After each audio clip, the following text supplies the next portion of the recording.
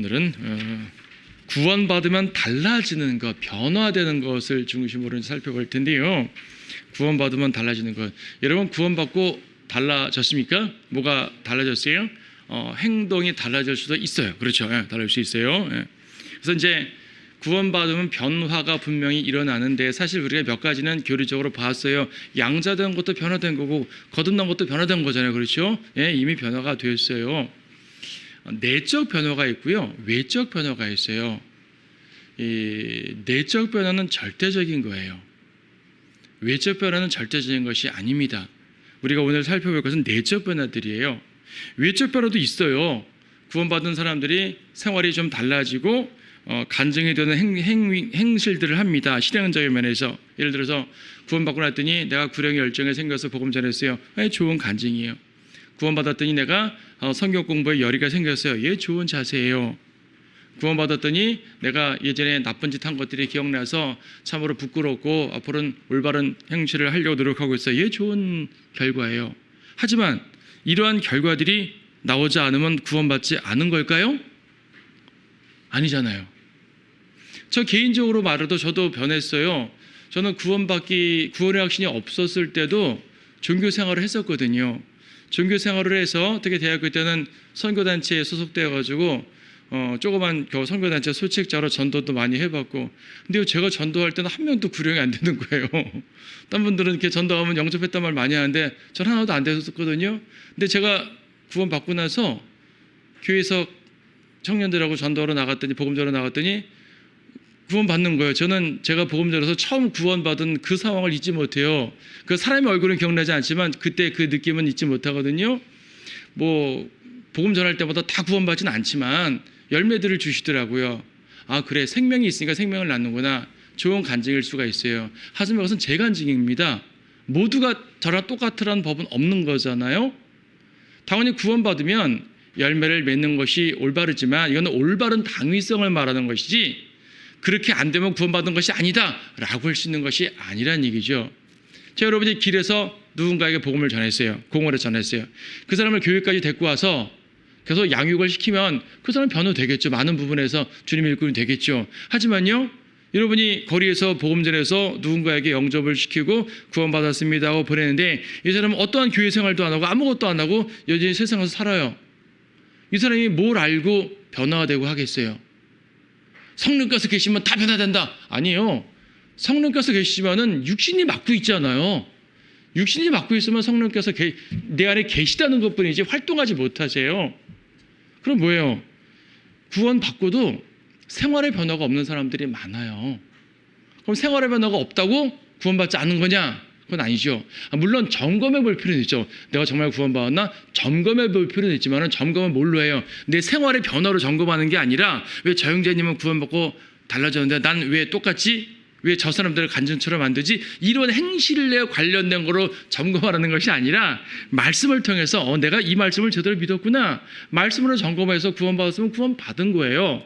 행실의 변화는 별도죠. 그래서 행실의 변화까지 나오는 것이 매우 좋고 올바르고 그렇게 권장할 만한 일이지만 행실의 변화가 없다고 해서 구원받지 않은 건 아니다 이거예요. 만약에 행실의 변화를 가지고 구원받은 증거로 삼게 되면 어떤 일이 벌어지냐면요. 이러죠. 자, 복음을 전하지 않으면 구원받은 거 아닙니다. 그럼 내가 이제 난 분명히 예수 영접했는데요. 복음을 못 전한단 말이에요. 그럼 내가 구원받은 걸로 인정받기 위해서 어떻게 할 거예요? 그 사람은 복음을 전할 거 아니에요. 복음 전하는 것은 좋은 일이로되 내가 복음 전하고 열심히 사니까 난 구원받은 거야 라고 한다면 그 사람은 자기의 구원받은 근거를 성경 말씀의 믿음으로 잡은 거예요? 자기 행실을 잡은 거예요? 행실을 잡은 거잖아요. 그거는 성경적이 아니잖아요. 그렇죠. 그러니까 많은 목사님들이 헌신과 열정적인 것을 강조하는 설교를 하다 보니까 과도하게 이러면 구원받지 않은 걸 수 있으니까 점검하세요. 이런 식으로 말할 때가 되게 많아요. 자, 행실에 대해서. 행실은 중요한 것이지만은 그게 구원의 증거는 아니다. 구원의 증거는 말씀을 올바로 믿었고 예수님이 나의 죄를 제대로 다 처리하신 것을 올바로 믿는 거라든지 이런 걸 말하는 거잖아요. 교리적인 거 갖고 따져야 되는 것이거든요. 그래서 행실의 변화는 매우 중요하지만 외적인 변화가 곧 구원의 근거가 되는 것은 아니다. 우리가 누군가를 구원받았다 안 받았다 판단할 때는 그 사람의 믿음의 고백이 올바른지 성경적으로 올바른지만 갖고 판단을 하면 되는 거예요. 그렇죠.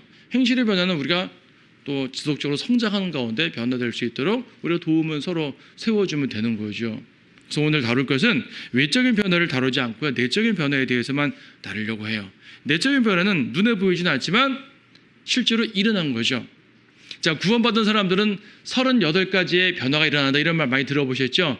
38가지라는 것은요, 처음에 그 책을 쓴 사람이 자기가 정리한 거예요. 그냥 38가지가 딱 되는 건 아니고 38가지를 비교해 보니까 중복되는 것도 있어요. 또 사람에 따라서 더 40가지, 50가지를 만들 수도 있거든요. 그러니까 이것은 38가지라는 것이 절대적인 숫자 아닙니다. 그거 오해하지 마세요. 예. 제가 그걸 정리해 보니까 중복되는 것도 있고 해가지고 좀 이제 28가지로 추려봤어요. 뭐 38가지로 돼도 되고 48가지 뭐가 어때요? 구원받고 성경 안에서 영적으로 변화된 것을 정리해 놓은 겁니다. 자, 어떤 변화들이 일어났습니까? 일단 모든 죄를 용서받죠. 그렇죠. 구원받으면 그 사람은 용서받은 사람인 거예요. 겉으로는 똑같아도 하나님 앞에 용서받은 사람인 거죠. 골로새서 1장 14절에서 구속 곧 죄들의 용서함을 받았다는 말씀을 하고 있잖아요. 에베소서도 말씀하고 있지만 골로새서 1장 14절에서 그 안에서 우리가 그의 보혈을 통하여 구속 곧 죄들의 용서함을 받았느니라. 죄 용서를 받았습니다. 이걸 또 구속이라 그러네요. 구속. 그래서 이제 구원받을 때 이런 내적 변화들은 용서받고 구속받는다. 구속. 베드로전서 1장이라든지 계시록 5장에도 우리를 구속하셨다라는 말이죠. 구속. 구속이라는 말이 뭐라 그랬어요? 산다. 그냥 사는 게 아니라 다시 산다. 원래 하나님의 것이었는데 이런저런 이유로 세상으로 간 거예요. 마귀가 뺏어간 거죠.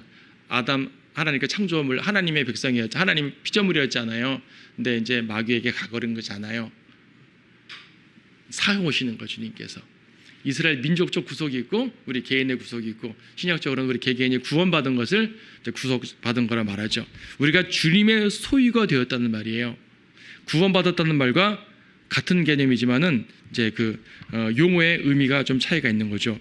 의롭게 되었어요. 우리 지난번에 봤으니까 자세히 안 들어겠어요. 자, 우리는 의롭게 되었어요. 주님은 우리를 의롭게 여기시는 겁니다. 하나님이 죄인을 의롭다고 선언하셔요. 거룩하게 되었어요. 지난 시간에 성화에 대한 주제를 봤잖아요. 거룩하게 되었습니다. 영원한 생명을 소유하게 되었어요. 자, 겉으로는 똑같은데 구원받고 전과 내 후가 겉으로 똑같은데 엄청나게 달라진 거 아니에요? 영원한 생명을 소유하게 되었어요. 예수님께서 영생을 얻으리라 이런 말씀 많이 하셨잖아요. 그냥 생명이라고도 말했지만 영생이라는 말 많이 하셨어요. 영생이라는 말, 영원한 생명. 주님의 생명이고 영원한 생명. 뭐 여기까지는 다 안 찾아봐도 다 기본적인 거니까 넘어갑니다. 이 생명은 영원하기 때문에 잃어버리지 않아요. 구원을 잃어버리는가 안 잃어버리는가 이런 논쟁 많이 하는데 사실 간단한 문제예요. 내가 받은 생명은 영원한 생명이에요. 구원을 잃어버리면 영원한 게 아니죠. 그렇죠? 구원을 잃어버리지 않으니까 영원한 거예요, 여러분. 구원을 잃어버리면 영원한 게 아니죠. 주님 우리에게 영생을 주셨단 말이에요. 구원 왜 잃어버려요? 영원한 구원입니다. 자, 하늘의 생명책이 기록되어 있습니다. 누가복음 10장도 나오지만 빌립보서 4장 3절에서 내가 또한 참된 동지인 너희에게 청하노니 복음 안에서 나와 함께 애쓰고 또 클레메와 나의 다른 동료들과도 함께 수고한 이 여인들을 도우라. 그들의 이름이 생명의 책에 있느니라. 생명의 책에 있대요. 여러분의 이름이 생명의 책에 있는 거예요. 여러분 세상 역사책엔 여러분의 이름이 없죠. 세상 역사책에 이름 있는 사람은 좀 대단한 사람인 거예요. 좋게 있든 나쁘게 있든 역사책에 이름이 있잖아요. 어떤 사람은 이 역사책에 몇 페이지를 나와요. 어떤 사람 역사책 이름은, 어떤 사람은 역사책에 한 줄만 나와요. 그래도 대단해요. 그렇죠? 여러분의 이름은 하늘 역사책에 기록되어 있는 거예요. 하나님의 생명책, 어린 양의 생명책이 있는데 이 세상 역사책과 비교할 수 없는 하나님만의 역사책이에요. 거기에 여러분의 이름이 딱 있잖아요. 누구누구 몇 월 며칠 구원받았음. 딱. 얼마나 위대한 역사예요? 세상 역사, 세상 유명한 사람들, 정치인들 뭐 부러워할 거 없습니다. 네. 거듭나게 됐죠. 또 우리가 몇 주 전에 다뤘으니까 넘어가고요. 죽었던 영에 살아났습니다. 세상 사람과 똑같은데, 겉보여가 똑같은데 나는 생명, 거듭난 영이 살아있고 저 사람은 영이 죽어있고, 그렇죠. 겉모양은 저 사람이 더 잘생겼는데 저 사람은 영이 죽어있기 때문에 찌그러진 사람이에요. 축구공 바람 빠지면 찌그러진 거죠. 영이 죽어있다니까요. 찌그러진 거. 나는 영이 살아있으니까 평평한 거죠. 외모는 저 사람이 더 잘생겼는데 더 예쁜데 하나님 보시기에 내가 더 예쁜 거예요. 그렇지 않습니까? 예. 자, 하나님의 아들들이 됐습니다. 하나님의 아들들이라고도 표현하고 자녀들이라고도 표현합니다. 어쨌든 하나님의 자녀들이 되었습니다. 하나님의 가족이 되었습니다. 같은 말일 수 있지만 이거는 입양이라는 개념이 들어갔죠. 입양, 우리 몇 주 전에 입양 설명 자세하게 들었습니다. 예, 입양이 되었어요. 성인 아들로서 상속자의 개념으로 들어갔습니다. 그래서 그리스도와 함께한 공동 상속자. 자, 상속자라는 말을 제가 간단하게 쉽게 설명드렸어요. 상속자라는 말은 뭐냐면 하나님의 것이 내 것이 된다는 말이에요. 내 것. 세상에서 상속은 부모가 죽어야 내가 받는 거 상속이라 그러잖아요, 법적으로. 근데 우리 주님은 죽지 않으시니까 당연히 죽어서 받는 건 아닌 것이고, 상속이란 말은 아버지 것이 내 것이 되는 거잖아요. 주님의 것이 내 것이 됩니다. 우리는 주님과 공동 소유가 되는 거예요. 그 의미가 엄청 크고 놀라운 거죠. 에베소서 1장 4절에서는 그리스도 안에서 택함을 받게 됩니다. 창세전에 택함 받는다는 이 구절을 갖고 인용하지 않습니까? 하나님께서 세상의 기초를 놓으시기 이전에 우리로 사랑 안에서 그분 앞에 거룩하고 흠없게 하시려고 그리스도 안에서 우리를 택하시어, 우리는 그리스도 안에서 택함 받은 존재가 되었습니다. 택함 받아서 구원받는 것이 아니라 구원받아야 택함의 범주 속으로 들어가게 되는 거예요. 하늘의 시민권을 얻었습니다. 빌립보서 3장 20절에서 우리의 시민권은 하늘에 있으므로 우리가 그곳으로부터 오실 구주이신 주 예수 그리스도를 기다리고 있으니, 하늘의 시민권, 이 시민권이라는 말은요, 소속감을 말하는 거예요. 소속. 내가 어디에 소속되어 있는가. 나는 대한민국 시민권자잖아요. 내가 미국에서 여행을 해도 대한민국 시민권자란 말이에요. 세계 어디에 있어도 대한민국 시민권자입니다. 만약 내가 미국으로 이민 가면 미국 시민권을 따는 거죠. 미국 시민권자라는 얘기는 미국 사람으로서 그 권리를 누리고 거기에 대한 이제 소속감을 갖게 되는 것이고, 뭐예요? 나의 교제권도 그쪽에 있는 것이죠. 우리가 하늘의 시민권을 가졌다는 얘기는 나의 교제권이 하늘에 있다는 얘기고요. 나의 모든 생활 방식이 하늘에 있다는 얘기는 있는 것이고요. 세상을 살더라도 나의 소속이 위에 있다는 얘기예요. 소속이. 하늘의 시민권을 받았다는 사실이 얼마나 위대한지 몰라요. 여러분 회사의 동료와 여러분은 이렇게 똑같이 일하는 것 같아도 엄청 다르다는 말입니다. 네. 그래서 이제 우리의 생활 방식이 하늘의 생활 방식과 같이 행해야 된다. 하늘의 시민권을 얻었다는 말 자체는 정해진 팩트지만 우리의 생활 방식이 하늘에 속한 사람이 되어야 된다는 것은 당위성을 말하는 거예요. 현실적으로 우리의 생활 방식이 하늘에 속한 생활 방식으로 안 살 때가 많잖아요. 그런데 살아야 된다는 얘기죠. 당위성을 말하는 것과 그 팩트를 말하는 건 개념이 다르죠. 팩트를 말할 땐 시민권이라고 말하는 것이 더 확실하게 교리적으로 맞는 겁니다. 새로운 피조물이 된다. 고린도후서 5장 11절, 그리스도 안에 있으면 새로운 피조물이 된다고 했습니다. 아담의 성품이 있지만 우리는 하나님의 성품을 갖게 된 것이에요. 아직 아담의 성품이 없어지지는 않았습니다. 이건 우리가 변화될 때, 휴거될 때 없어지겠죠. 하지만 세상 사람들은 하나님의 성품 자체가 없는 거잖아요. 우리는 이제 갖게 되었고요. 새 사람을 우리 안에 둠으로 말미암아 그렇습니다. 하나님의 종이 됩니다. 로마서 6장 22절. 그러나 이제는 너희가 죄로부터 자유롭게 되고 하나님의 종이 되어 거룩함에 이르는 열매를 얻었으니 그 끝은 영생이니라. 자, 죄로부터 자유롭게 되었어요. 되었다 이거죠. 과거형이잖아요. 되고 열매를 얻었으니 하나님의 종이 되었다는 얘기입니다. 여러분이 예수님을 구주로 영접한다, 주로 영접한다, 이게 다른 것 같지만 같은 말이에요. 결과적으로는 구주, 세이버, 주, 로드, 주, 이게 좀 당연히 단어 뜻은 다르죠. 단어 뜻은 다른데 의미적으로 같은 게 뭐냐면, 내가 예수님을 구주로 영접했다는 것은요, 주로 영접했다는 거예요. 성경에 보게 되면 주의 이름을 부르는 자는 구원받으리라. 그리고 십자가의 강도도 예수님을 주여 그랬기 때문에 주로 인정해야 구원받는다라는 말을 하는, 이걸 좀 과도하게 말하는 사람들이, 이번에 우리 윤 목사님도 비슷한 얘기를 좀 했지만, 그 주권 구원론, 로드십 셀베이션이라고 그래가지고 주권 구원론이라고 그러는데 예수님을 구주로만 영접하면 안 되고 주님으로 영접해야 된다. 무슨 말인가 하니 예수님이 내 생활의 주인이 되어야 된다. 내 생활의 실제적 주인이 되지 않으면 구원받은 것이 아니다. 이렇게 말하는 사람들이 있어요. 그래가지고 미국 사람들 이렇게 그 전도할 때 보면 영접기도에 주와 구주로 영접합니다 이런 말 쓰거든요. 뭐 명확하게 해주는 건 좋은데 사실 그 말이 그 말인 거예요. 왜냐하면 자꾸 그분들은 뭘 생각하냐면요. 주라는 말, 주종 관계를 생각할 때 세상의 주인과 종의 명령 복종 관계만 생각해요. 물론 명령 복종 관계는 맞아요. 주님 명령하면 우리는 복종해야죠. 근데요. 구원받을 때 하는 주님이라는 고백은요. 명령 복종의 관계가 아니라요. 구원자의 고백인 거예요. 주여 나를 도우소서라고 했을 때 주여 당신은 나의 모든 것의 주인이니 내가 복종하겠습니다. 이런 거 아니잖아요. 베드로가 물에 빠졌을 때 주여 나를 도와주소서 구해주소서. 시편에 수없이 보세요. 주여라는 말 다음에 붙는 가장 많이 붙는 말이 나를 도우소서 나를 구원하소서예요. 성경에서 주여라는 말은요. 주여라는 고백은요. 내가 복종하겠습니다라는 헌신의 고백 이전에 나를 구원해달라는 구세주의 개념이었던 거예요. 현실적으로 성경 내에 용례가 그래요. 용례 자체가. 그래서 여러분이 현실적으로 주님의 종이 되어서 헌신까지 해야 되지만 아직 거기까지 못했다 하더라도 여러분은 마귀의 종에서 그리스도의 종으로 주인을 갈아탄 거예요. 바꾼 거예요. 마귀가 내 아버지였는데 하나님을 내 아버지로 바꾼 거잖아요. 마찬가지로 마귀가 내 주인이었는데 예수님을 나의 주인으로 바꿨단 말이에요.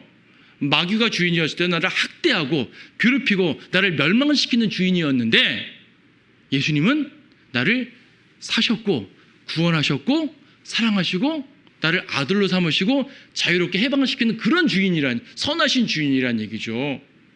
그 말은 다른 말로 구세주란 말인 거예요.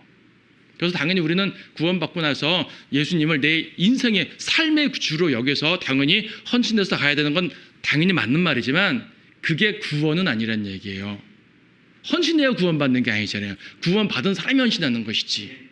그렇죠? 그래서 헌신하지 말란 말이 아니라 당연히 헌신해야 되는데 우리의 모든 삶에서 예수님의 주인됨을 인정해야 되는 건 당연한 말인데 구원받는 것은 구원받을 때 주여 하는 것은 구원자의 개념인 거예요. 마귀라는 주인에서 예수님이라는 주인으로 바뀌었다는 사실입니다. 지금 로마서 6장 22절에 그걸 말하는 거죠. 죄의 종에서 하나님의 종이 되었다 그 말입니다. 그래서 여기서 종이란 말은 비천한 종의 개념을 말하는 것이 아니라 자유함을 얻은 하나님의 종으로서의 개념을 말하는 거죠. 종하면 비천한 것만 생각하면 안 돼요. 노예만 생각하면 안 되는 거예요. 예. 자, 하나님의 제사장도 됐네요. 베드로 전서 2장에서 우리는 하나님의 제사장이라고 분명히 말씀하고 있죠. 그러나 너희는 선택받은 세대여 왕 같은 제사장이며 거룩한 민족이요 독특한 백성이니 그랬습니다. 예, 왕 같은 제사장. 그래서 왕 같은이라는 표현 때문에 어색할 수 있지만 그 왕에 속한 왕적인 왕의 계열의 그 말이에요. 다른 계열 제사장이 아니라 그러니까 아론 계열 제사장이 아니라 그리스도 계열 제사장이란 말이거든요. 왕의 라인에 속해 있는 제사장이란 말입니다. 우리는 소속 자체가 그리스도께 속해 있는 왕에 속해 있는 왕 가문에 속해 있는 제사장인 거예요. 영적 제물을 드립니다. 제사장이기 때문에 영적 제물을 드릴 수가 있게 됐어요. 히브리서 13장에 보게 되면 이제 이 영적 제물이라는 것이 기본적으로는 헌신을 말하지만 구체적으로 주님을 위해 드려지는 여러 가지 행위들을 영적 제물이라고 표현을 하지 않습니까? 히브리서 13장 15절에서 그러므로 우리가 그분을 통해서 찬양의 제물을 하나님께 계속해서 드리자. 이것이 그의 이름에 감사하는 우리 입술의 열매니라.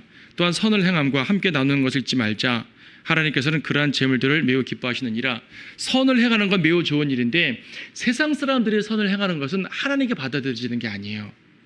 성도들이 선을 행하는 것은 그리스도의 이름으로 선을 행하는 것은 하나님께 받아들여지는 행위라는 것이죠. 찬양의 제물, 이것이 바로 하나님께서 거듭난 성도의 찬양을 받으시는 이유예요. 거듭나지 않은 사람들이 모여서 멋진 합창단을 구성해서 말입니다. 그 사람들이 부르는 노래 중에 가끔 찬송가도 있잖아요. 보면은 아무리 멋있게 부른다고 주님이 받으시는 거 아니잖아요. 그들이 부르는 건 그냥 멋진 예술이고 우리가 부르는 것은 예술적으로 아름답지 못한다 하더라도 하나님께서 받으시는 재물이 되는 것이고, 그렇죠. 놀라운 차이가 납니다.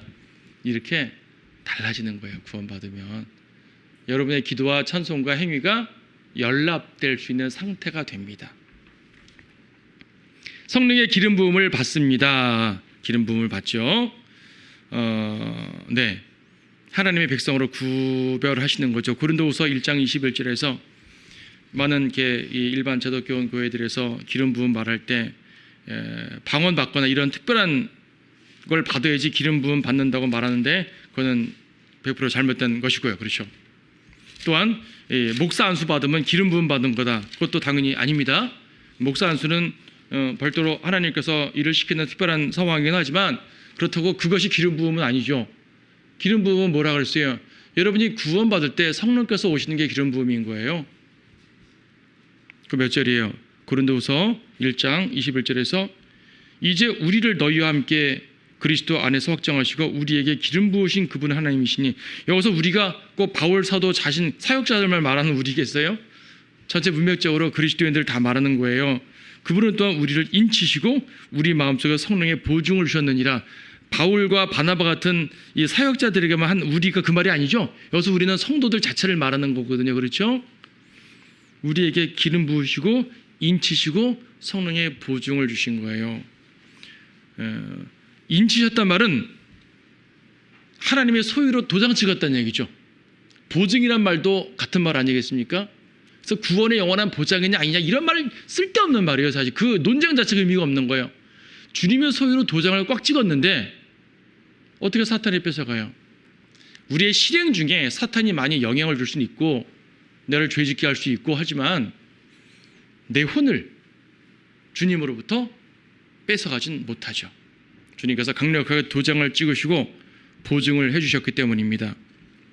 성령의 전이 됩니다. 이것도 자주 본 말씀이죠. 내 몸은 성령님의 거룩한 전입니다. 주님이 우리 안에 사시는 거예요. 내주하시는 거예요. 구약에도 성령께서 들어오실 수 있었어요. 하지만 거기에 털을 잡고 사시는 건 아니었단 말이에요. 왔다 갔다 할 수 있는 것입니다. 신약에는 성령께서 하나님께서 내 안에 털을 잡고 사시는 거죠.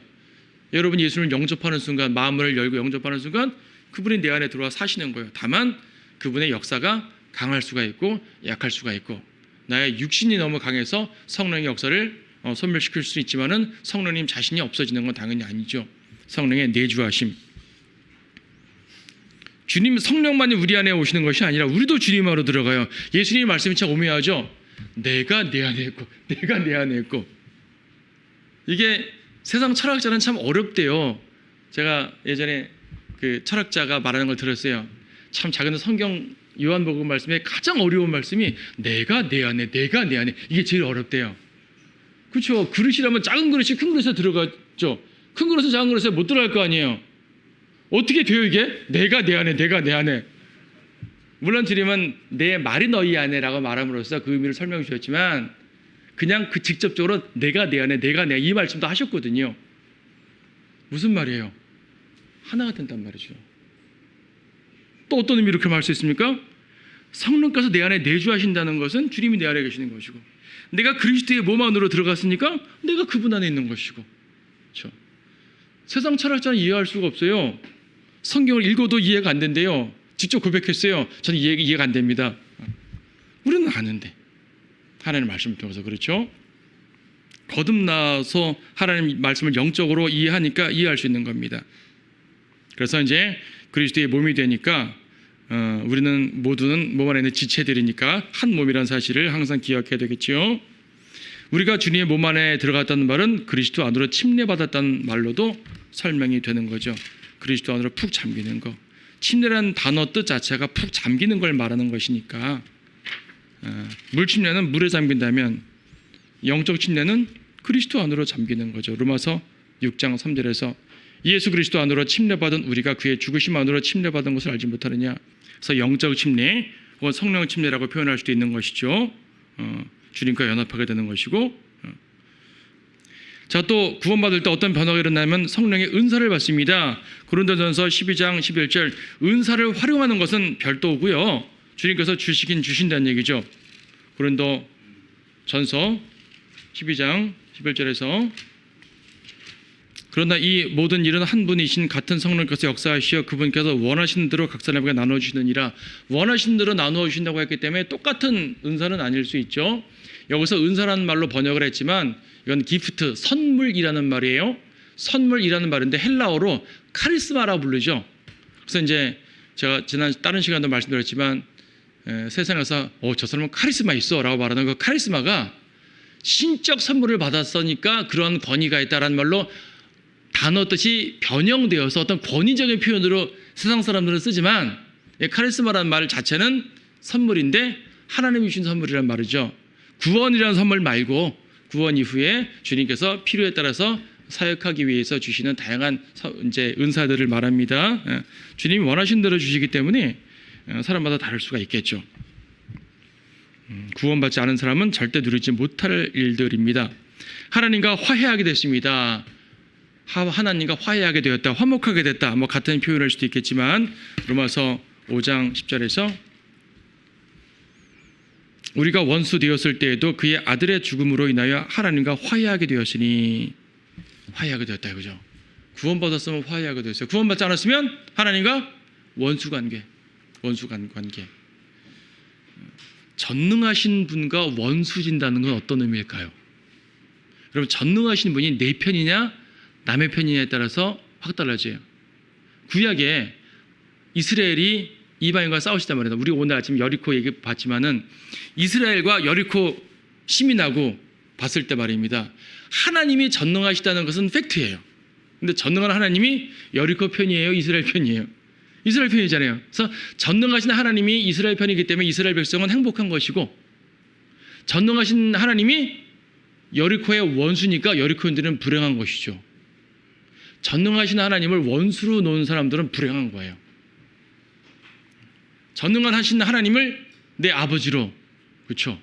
내 주인으로, 내 목자로 둔 사람이 행복한 겁니다. 하나님이 전능하시다는 사실은 모든 사람에게 똑같은 팩트예요.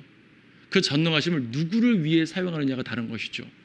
여러분은 전능하신 하나님과 화해를 한 사람들입니다. 화목한 사람들입니다. 그 자체만으로도 우리는 엄청 행복하다고 말할 수 있겠죠. 아버지께 담대히 나아갈 수 있습니다. 이것도 앞에서 봤던 내용이지만 아버지께 담대히 나아갈 수 있습니다. 그전에 나아갈 수 없었어요. 히브리서 4장 16절에서 그러므로 우리가 은혜의 보좌로 담대히 나아가는 거예요. 보혈의 공로로 담대히 나아가는 거예요. 10장 19절도, 히브리서 10장 19절도 그러므로 형제들아 우리가 예수의 피로 인하여 담대하게 지성소에 들어가나니, 담대하게 나아갈 수 있습니다. 구약 제사장들도 누리지 못한 특권을 여러분은 누리게 됩니다. 이 세상의 사장님 만나려면 몇 단계 거쳐야 돼요? 대기업일수록 엄청 거치죠. 대통령 한번 만나려면 몇 단계 거쳐요? 수많은 단계 거쳐야 되잖아요. 우리 하나님 만나려면 한 번에 가죠. 온 우주의 왕인데 그분께 아무 때나 기도로 담대히 나아갈 수가 있고 아예 우리 안에 들어와 계시고 말입니다. 이거 세상에 어떠한 이 왕과 군주들과 비교할 수 없는 우리 하나님의 선하신 분입니다. 선하신 모습입니다. 예. 그리스도와 함께 하늘에 앉게 됩니다. 우리 영은 이미 하늘에 있는 거죠. 23번 하늘에 영광스러운 집을 소유합니다. 새 예루살렘이죠. 예수님께서 우리의 처소를 마련하신다고 하셨으니까 우리의 처소가 준비되어 있습니다. 우리는 이 세상에선 집이 없어도 하늘에는 집이 있으니까 참 감사하고 기쁠 수가 있는 것이죠. 하늘에 집이 있어서 하늘에 올라가는 것도 기쁜 일인데 또 그분이 또 내려오신다네요. 복된 소망. 복된 소망하신 예수님을 또 우리는 기다립니다. 그분을 기다리고 그날을 기다리고, 그렇죠. 그 모든 장면들을 기다리는 거예요. 여러분은 구원받은 성도는 재림을 기다릴 자격이 있습니다. 사람들이 자꾸 혼동하잖아요. 구원은 받았지만 휴가 때 남아 있게 되면 어떡하나, 그죠? 상담하시는 분들 가끔 그런 말 하죠. 나는 구원의 확신은 있는데 휴거될 확신이 없다고. 성경으로 설명해 주죠. 그런 거 아니라고. 구원받은 사람들의 변화는 또한 아버지와 아들 모두와 교제를 할 수 있습니다. 물론 성령님과도 마찬가지겠죠. 요한복음 17장에서는 아버지와 아들의 교제가 성도의 교제로 연결이 됩니다. 요한복음 17장 21절에서 이는 그들 모두가 하나 되게 함이오니 아버지시여 아버지께서 내 안에 계시고 내가 아버지 안에 있는 것 같이 그들도 우리 안에서 하나가 되게 하셔서 세상으로 하여금 아버지께서 나를 보내신 것을 믿게 하옵소서. 아버지와 아들의 교제는 너무나 명확하고 당연한 건데 거기에 성도의 교제를 포함시켜 주신다는 얘기죠. 그러니까 우리가 성도의 교제하게 되면 성도들끼리 정말 즐겁게 지내는 것만 말하는 것 같지만 사실은 그리스도와 교제가 포함된 성도의 교제인 겁니다. 그리스도와의 교제가 포함되지 않은 성도의 교제는 그냥 육신적인 친밀한 친교일 뿐인 거예요.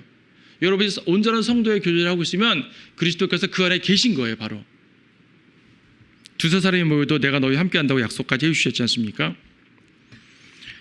그리스도의 친구가 됩니다. 요한복음 15장 15절에서 친구, 정말로 너무나 영예로운 명칭인 것 같아요. 15장 15절이죠. 예. 이제부터는 너희를 종들이라 부르지 아니하리라. 이는 종은 자기 주인이 하는 일을 알지 못하기 때문이라. 내가 너희를 친구들이라고 불렀으니 이는 내가 내 아버지로부터 들은 모든 것들을 너희에게 알게 하였기 때문이라. 친구에게 모든 것들을 얘기하듯이 얘기해 주신다는 얘기죠. 여기서 종이 아니라고 말한 것 때문에 그럼 우리는 종이 아니네 그 말이 아니잖아요. 그러니까 우리는 아들이기도 한 거고 종이기도 한 것이고 친구기도 한 것이고 그렇다고 주님한테 어이 친구 이렇게 막대하라는 말은 당연히 아닌 거고요. 주님 우리를 그렇게 높여주시고 가까이서 얘기해 주신다는 말이죠. 친밀하게 해주신다는 얘기죠. 감사할 따름입니다. 그리스도의 변호를 받게 돼요. 여러분 뭐 송사 소송 해보셨어요? 제가 직접 저는 해본 적은 없는데 소송하면 변호사가 있잖아요. 항상 변호사를 끼지 않고 하기 힘든데 말입니다. 우리 주님의 변호를 받게 됩니다. 요한일서 2장을 보게 되면 세상에서의 변호사는요, 내가 억울하게 심판받을 때 변호를 써가지고 억울함을 풀어주는 사람이잖아요. 그런데 우리 주님의 변호는 내가 억울해서 변호를 받는 게 사실 아니에요. 왜냐하면 나는 죄인이기 때문에 심판을 받는 게 당연하거든요. 그러니까 죄를 안 졌는데 억울하기 때문에 변호사가 도와주는 것이 아니라 실제로 죄를 진 죄인인데도 주님이 변호해 주신다는 얘기죠. 요한 1서 2장 1절에서 나의 어린 자녀들아 내가 이런 것들을 너희에게 쓰는 것은 너희로 죄를 짓지 않게 하려는 것이라. 죄를 짓지 말아야 돼 우선. 하지만 만일 누가 죄를 지으면 우리에게 아버지와 함께 있는 한 변호인이 계시니 곧 의인이신 예수 그리스도시라. 죄를 지으면 죄를 안 지으면 변호인이 아니라 죄를 안 지었을 때 변호인이 주어지는 것이 아니라 죄를 지었을 때 변호인이 주어지는 가치가 있는 거예요. 우리가 죄인이라는 걸 전제로 두고 변호인을 하시는 거거든요. 너 죄 안 졌는데 사탄이 너를 괜히 너를 옥죄는구나. 내가 변호해 줄게. 이게 아니란 얘기예요. 정말 죄를 지은 건 맞지만 그러나 변호해 줄게. 그분의 피로써. 놀랍죠? 예. 주님은 우리의 죄에 대해서 지속적으로 책임져 주시는 분입니다. 구원 한 번 하고 끝나는 것이 아니라 계속적으로. 마지막으로 세상에 대한 그리스도의 사명이 생기는데 그리스도의 대사가 되는 것이죠. 그리스도의 대사. 앞의 것들은 하나님과 성도들과의 관계 속에서 이루어지는 변화라면 고린도후서 5장 10절에서의 우리의 변화된 상태는 세상에 대한 이 상태가 또 변화된 거죠. 고린도후서 5장 20절에서 그러므로 이제 우리는 그리스도를 대신한 대사들로서 하나님께서 우리를 통하여 너희를 권면하신 것 같이 우리도 그리스도를 대신하여 너희에게 간구하노니 너희는 하나님과 화해하라. 우리도 하나님과 화해가 된 것처럼 대사로서 그걸 전하란 말이잖아요. 복음을 전하는 것이 그리스도의 대사로서의 모습입니다. 자, 이처럼 뭐 더 많은 것들을 설명할 수 있겠지만 중복된 거 추려서 28가지만 제시해 봤는데 어떠한 것을 더 성경에서 찾든지 간에 우리는 구원받았다는 이유만으로 이전과 엄청 변화된 거예요. 외적으로 이 변화는 드러나지 않고 외적으로 나타날 때는 내적인 변화가 우리가 온전하게 주님께 헌신하고 주님과 동행하는 가운데 성장하는 가운데 내적인 변화가 밖으로 발현되는 거예요. 밖으로 발현이 아직 안 됐을 수도 있어요. 또 때때로 육신이 강하게 되면 발현되다가 멈춰질 수도 있어요. 그러니까 외적 변화는 헌신과 우리의 거룩에 대해서 별도로 추구해야 되는 부분이지만 구원 자체를 말할 때는 외적 변화로 판단하지 말고 내적 변화로 판단하는 겁니다. 하지만 내적 변화는 판단이 안 되죠. 자기만 아는 거, 주님과 자기만 아는 거야. 그러나 우리는 알 수 있어요. 아, 내가 이렇게 구원받고 이렇게 엄청난 변화를 받게 되었구나. 이 사실을 여러분들은 영적인 자긍심을 가지고 하나님 안에서의 자기의 모습을 굳건히 세워서 세상과 다르다는 것, 세상과 싸워 이길 수 있다는 것, 하늘에 속한 백성이 되었다는 이 자부심 가운데 주님의 온전에 따라서 승리하는 군사들이 되시길 바랍니다.